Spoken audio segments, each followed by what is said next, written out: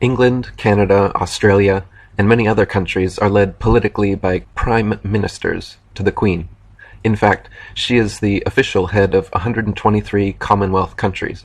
America, Russia, and other countries, however, have a president and vice president. Usually, corporations have presidents and vice presidents. What does this mean? The US presidents rule from the White House. The Russian presidents also rule from the White House. The Jesuits, a large force behind the Illuminati, have their own White House as well. England is ruled from Whitehall. Jordan Maxwell wrote, "The United States government is being ruled from the White House. The government of England is being ruled from what is called Whitehall. And Whitehall, like our White House, is the symbol of power, because the hall is like the Masonic Hall, the Lodge Hall, the Union Hall." Press Trivedi wrote, "For those who think America controls the roost, it would do well to consider that the Queen of England is still the official head of Commonwealth, 123 countries, and the official monarch of Australia and Canada, along with the United Kingdom. Add to that the fact that all Bush Sr. got for his 2 terms as President of USA is a mere knighthood of the British Empire." The original 13 colonies were actually called companies. Military units are also called companies. We sing patriotic songs like the Star-Spangled Banner, but a banner is a corporate advertisement, not a flag. You surrender with a white flag, no colors. When you get mad, you show your true colors. If you just won independence in a bloody revolution with Britain, would you choose the same 3 colors for your new US flag? Why does every heart ring true for the red, white, and blue? What about the gold-fringed flag used by the military, hung at all courts, schools, and government buildings? It all has to do with the British Maritime Admiralty Law of Flags. David Icke wrote, "This is also known as British Maritime Military Law, and this is why the American flag always has a gold fringe when displayed in the courts of the United States. You find the same in government buildings and federally funded schools. The gold fringe is a legal symbol indicating that the court is sitting under British maritime law and the Uniform Commercial Code. Military and merchant law, not common or constitutional law, under the Admiralty Law of Flags, the flag displayed gives notice of the law under which the ship, in this case the court, is regulated. Anyone entering that ship, court, accepts by doing so that they are submitting to the law indicated by that flag. Judges refuse to replace the flag with one without a fringe when asked by defendants who know the score, because that changes the law under which the court is sitting.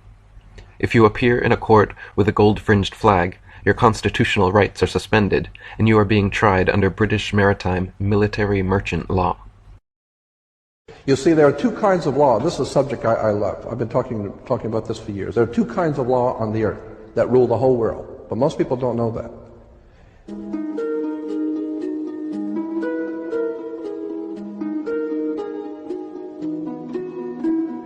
All over the world, all governments are ruled by what is called civil law.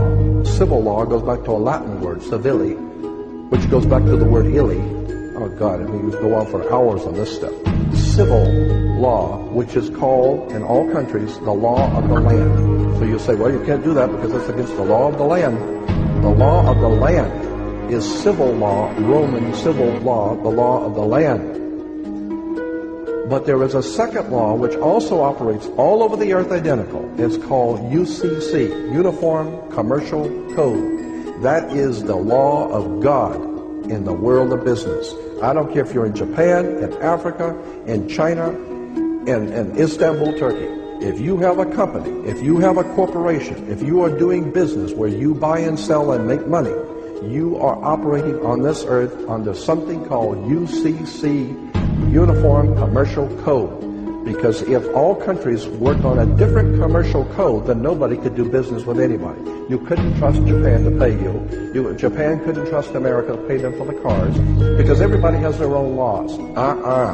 Under the Caesars of Rome, they established under Caesar that all nations in the empire that do business, everybody plays on a level field. If you do business in Africa with China, you pay them. And if Africa does business with American companies, you pay them. You pay whatever it is you're doing business. You don't mess around. The most severe law in this world is called UCC, Uniform Commercial Code. It's the Bible of business on the earth. Uniform Commercial Code. Uniform Commercial Code is based directly on Vatican canon law, on the Roman canon law.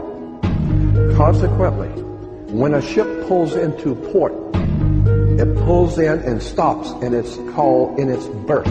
The ship is now in its berth.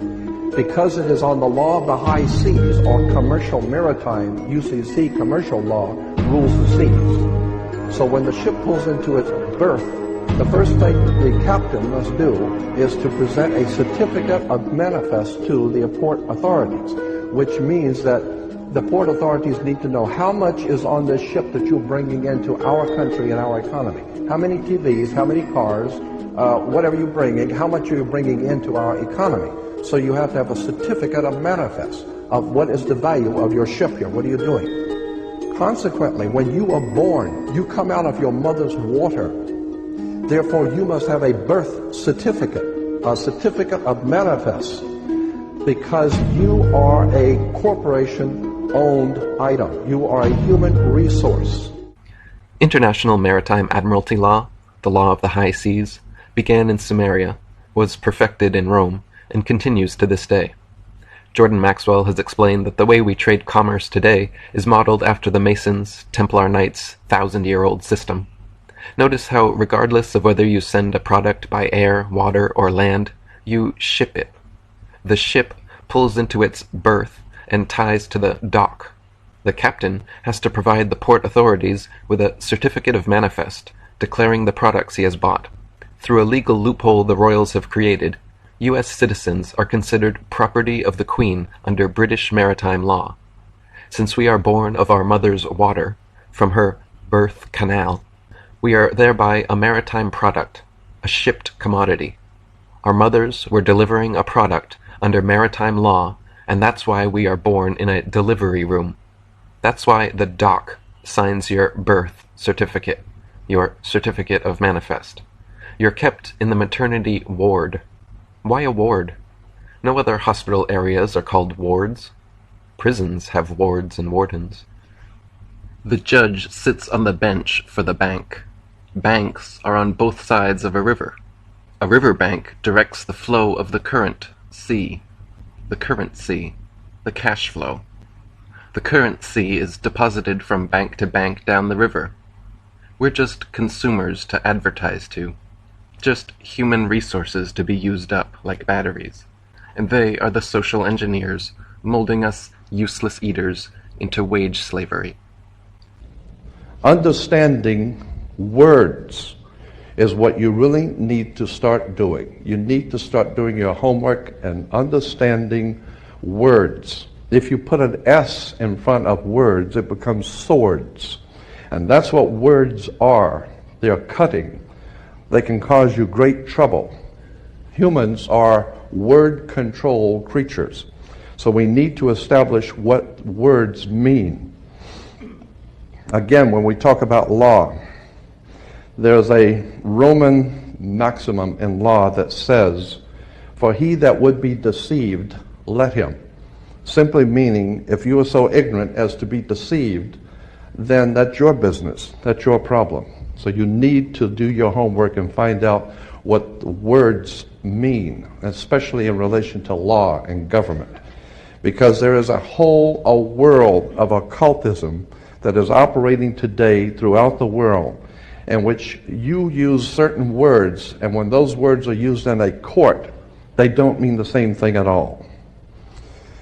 Understanding law and the words of law, there are two things that this planet has: water and earth, water and land. Consequently, there are two kinds of law: the law of the land and the law of water. You've heard the term law of the land, but in point of fact, that's precisely what this word means, law of the land, because it is the people who live on land. And that is opposed to something else called the law of the high seas, or the law of water. You need to understand the difference. The law of the land is the law of the culture that lives on the land. And so consequently, the law of the land is different in every country. You can do things in America you can't do in Russia. You can do things in Africa you can't do in England. So the law of the land is the law of the culture that lives on that particular land. However, there is a higher law that dominates the entire world. It's called the law of the water, or the law of the high seas. The law of water is referred to as the law of money. It doesn't matter what color you are, where you're from, or where you live. Money is money. And anytime you're doing banking or using money, you are now under the law of water, maritime admiralty. The very word merchant comes from mer, M-E-R, for the sea, for water. As in mermaid, we have merchant. Merchant, bankers. Let me give an example of the difference between the law of water and the law of the land. The law of water, as I said, is a law of banking, money, as opposed to the law of the custom of the people or the law of the land.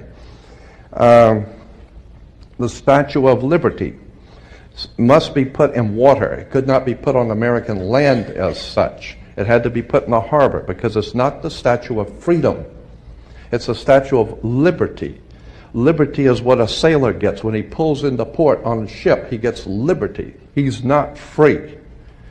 So America is not the land of the free and the home of the brave. We're not free or brave, period.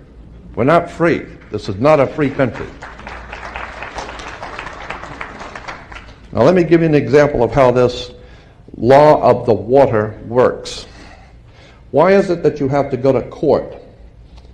People are always concerned about going to court. You go to court because you play basketball and tennis on a court. How do you play tennis on a court? You play with a racket. Why? Because that's what it is. It's a racket. And make no mistake, they do not pick words by chance. These words are very serious. They do not use words in terms with no avail. These words are very important.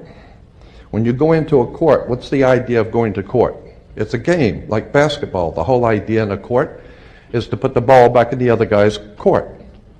One team gets up and they throw the ball over to that team of lawyers. That team gets up and throws the ball back into their court. And consequently, it's a ball game.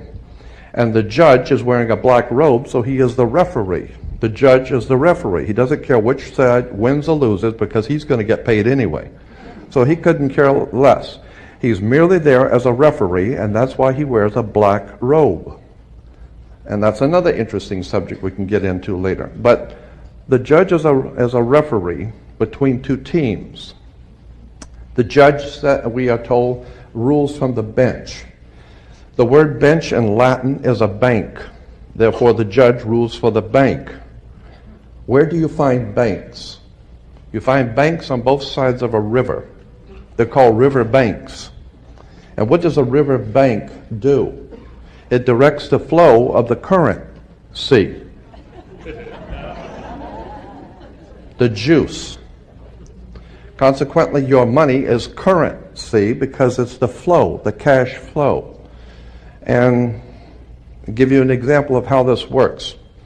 When a ship pulls into a harbor, all ships are referred to as female. Airships, rocket ships, sailing ships are always female.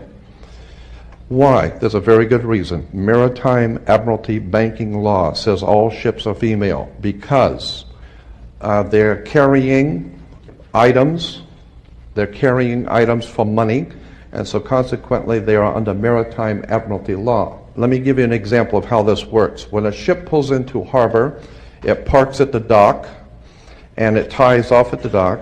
The captain has to provide for the port authorities a certificate of manifest, because yesterday the ship was not here, but this morning the ship pulled in, so it has manifested. So consequently, all the products, the $800 million worth of TVs or Toyotas, have manifested. So each one of those items coming off of that ship has come off of water. And they has come in a ship. And consequently, on a ship, all ships have a captain. The word captain comes from a Latin word, capital, money. So the captain represents the money that's on board the ship. And as I said, the captain has to present to the port authorities a certificate of manifest.